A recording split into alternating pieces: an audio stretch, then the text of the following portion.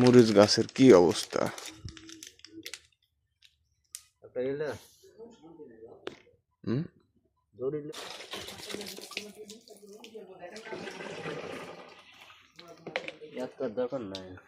ছিঁড়ে যাবে ভাই, বুঝলে, বেশি টাইট দেওয়া যাবে না। প্যারাশুট করবো মানুষ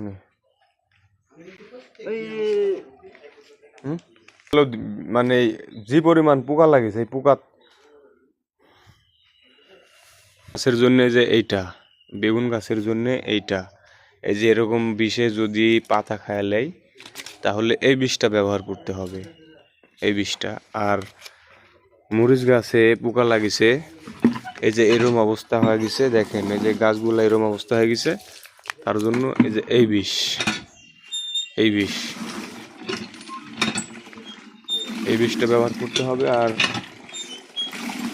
এই যে মরিচ গাছের যে ফুলগুলা, মরিচ গাছের যে ফুলগুলা আসার পরে পুড়ে যাচ্ছে, এই যে পুরি, এটাতে এই বিষটা ব্যবহার করলে মরিচ গাছের ফুলগুলা পড়বে না।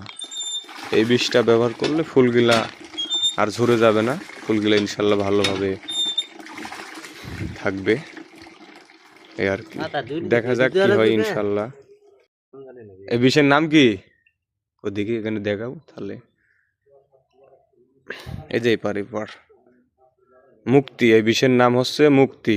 কি বিষ? মুক্তি, মুক্তি, মুক্তি। হ্যাঁ, মুক্তি বিষ। খসছে না?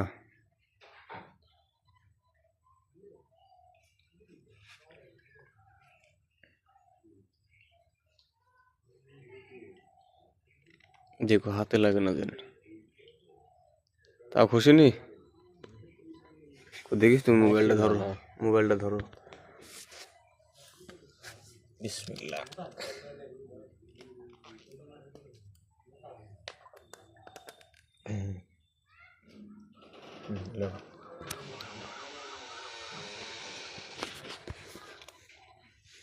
দাও এই বিষটা কতটুকু দিয়ে, আর একটু বেশি করে দিও যাতে পোকাটা যাতে না লাগে।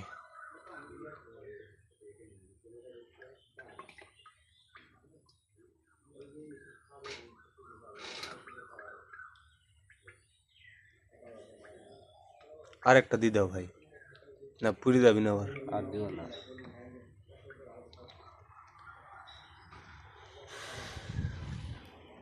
তাহলে এখন তো হয়েছে, এখন পানি দিতে হবে নাকি? ঠিক আছে, আচ্ছা।